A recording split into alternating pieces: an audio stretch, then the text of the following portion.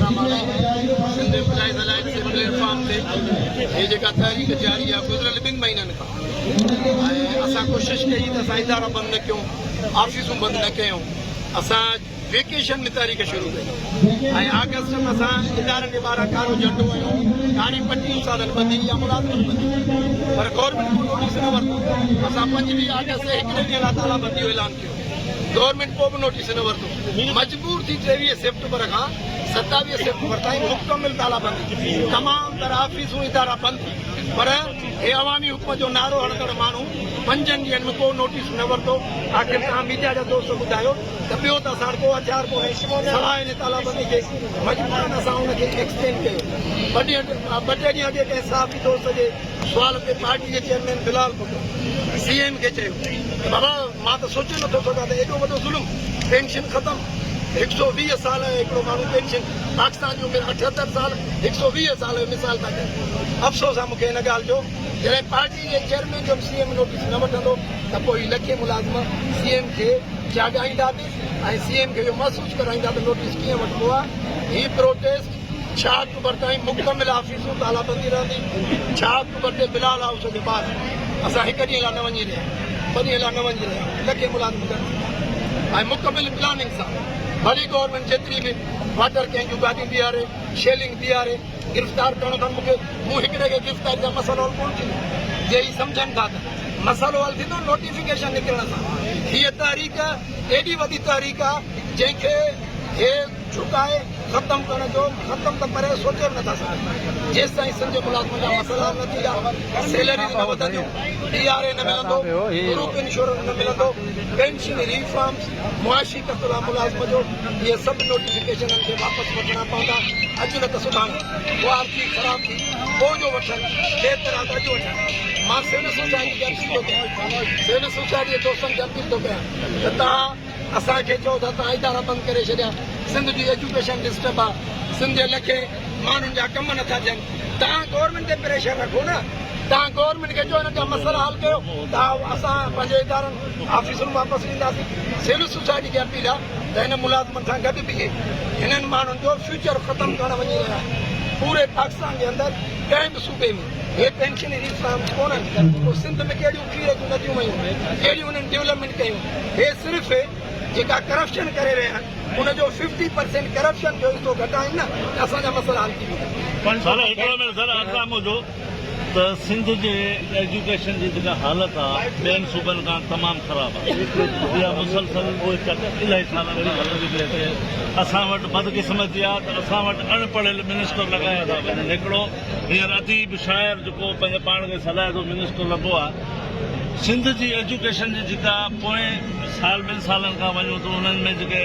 स्कूलनि लाइ जेके फर्नीचर आया उहे हेल्प कया विया बाथरूम आया उहे हेल्प कया विया उन टाइम तव्हांजी तंज़ीमूं ख़ामोश छो हुयूं सिंध जे एजुकेशन जे लाइ ऐं हाणे तव्हां पंहिंजे हक़नि लाइ निकिता आहियो मुंहिंजो सुवाल थोरो तिखो ज़रूरु आहे पर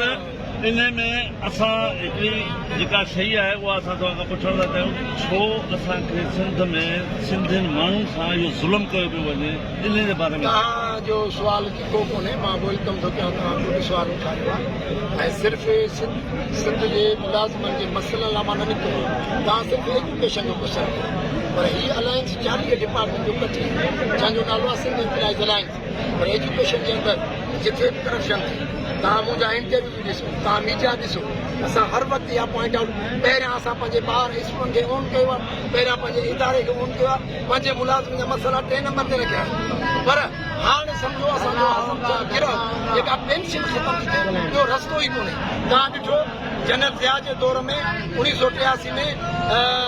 हिते सिंध जे माण्हुनि खे कोड़ा लॻा 10 कोड़ा आणो 15 आणो उन कोड़नि में माण्हू मोह कोन हो पोइ बेहोश थी वियो पर हिननि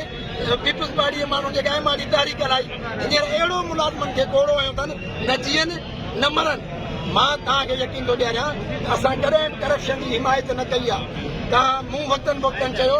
इदारनि जे अंदरि अॼु बि असांजो उस्ताद जिलो रखे स्कूल ते पाणी थो भराए अॼु बि गर्ल्स स्कूलनि में वॉशरूम कोन्हनि स्कूलनि जे अंदरि 2022 में सैलाब आयो बिल्डिंगूं ख़तमु छितियूं ख़तमु थी वियूं कंपाउंड वाल ख़तमु थी विया वॾियूं सॼे मुल्क में तव्हां निकिरी ॿाहिरनि मुल्कनि में वॾियूं रड़ियूं कयूं सिंध डूब गया, सिंध ये हुआ, बड़ा जुल्म हुआ, बड़ी फंडिंग थी, World Bank, JICA, USAID, billion of rupees काॾे विया। असां हर वक़्तु इहो सुवाल कयो आहे। मुंहिंजा दोस्तो, असां पॉलिटिकल पार्टी न आहियूं। सिंध जूं जेके सियासी पार्टियूं, स्पेशली अपोज़िशन, उहा निंड पई आहे। हे लखे मुलाज़िम ॿार गवर्नमेंट जे सां त सुवाल आहे ई आहे। गवर्नमेंट जे माण्हुनि खे असांजे ॻोठनि गिटिन में अचिणो आहे, इन अपोज़िशन जे माण्हुनि खे बि असांजी गिटिन में अचिणो आहे। सर उहे असांजो आवाज़ सुनंदा उतारे। उनजे करे असां हर मज़लूम सां गॾु, हर करप्शन जे ख़िलाफ़, हर करप्ट माण्हू जे ख़िलाफ़, उहो एजुकेशन जो हुजे या एजुकेशन खां ॿाहिरि। हिकिड़ो सवाल आहे मुंहिंजो त तव्हांजे सरकारी मुलाज़िमनि जूं पेंशनियूं कटे MPA MLA जूं पघारूं वधायूं आहिनि, यानी कोन पीछे कैबिनेट जे वज़ीर MPA जेके ग़रीब आहिनि असेंबली मेंबर, इन्हनि जूं 200% तारीख़ असांजी हिन तारीख़ दौरान ॼणो लठियूं असां MPAs लाइ खाधियूं 200% उन्हनि जूं वधी वियूं। सिंध जे अंदरि जेतिरा बि असिस्टेंट कमिश्नर 240 वीडियो गाॾियूं उन लाइ वरितियूं वयूं। 240 तव्हांजो chief justice Sindh high court जो रिटायर थो करे, 27 लख हुनजी मंथली पेंशन, हुनजी फैमिली खे गाॾी मिलंदी, पेट्रोल मिलंदी। असां बि मुलाज़िम आहियूं। तव्हां असांजूं पघारूं न वधायो, तव्हां असांखे सहूलियतूं न ॾियो, तव्हांजूं जेके इहे प्रोटोकॉल, इहे सिंध जो वसीलनि जो इस्तेमालु ग़लति, इहो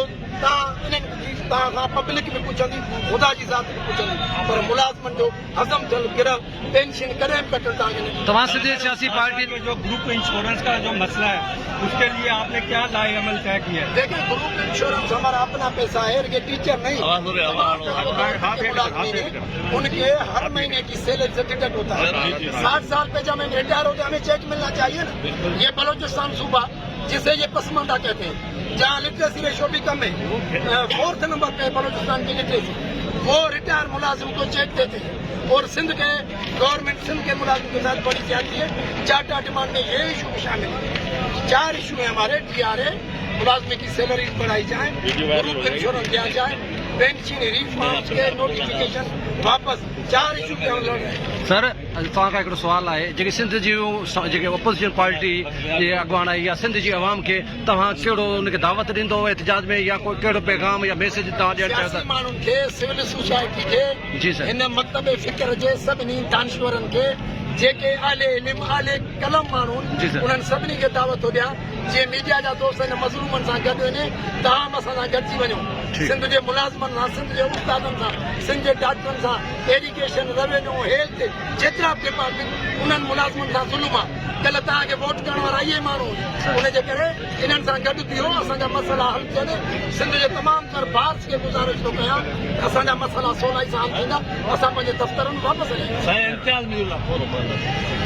मूंखे ॾाढो अफ़सोस आहे, ॾुख आहे, इम्तियाज़ मीर तमामु हिकिड़ो कलंदर सिफ़त साफ़ हुयो, उन ग़रीब खे शहीद थी वियो आहे। असां सिंध गवर्नमेंट खां हिन प्लेटफॉर्म तां, हिन मज़लूमनि जी आवाज़ तां,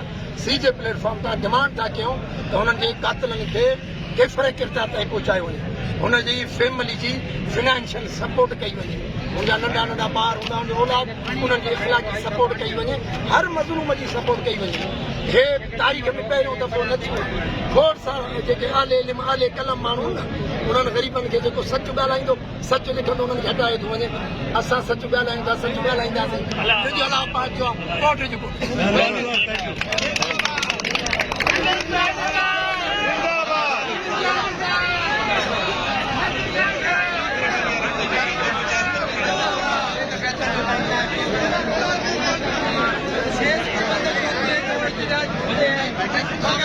अफ़सोस है।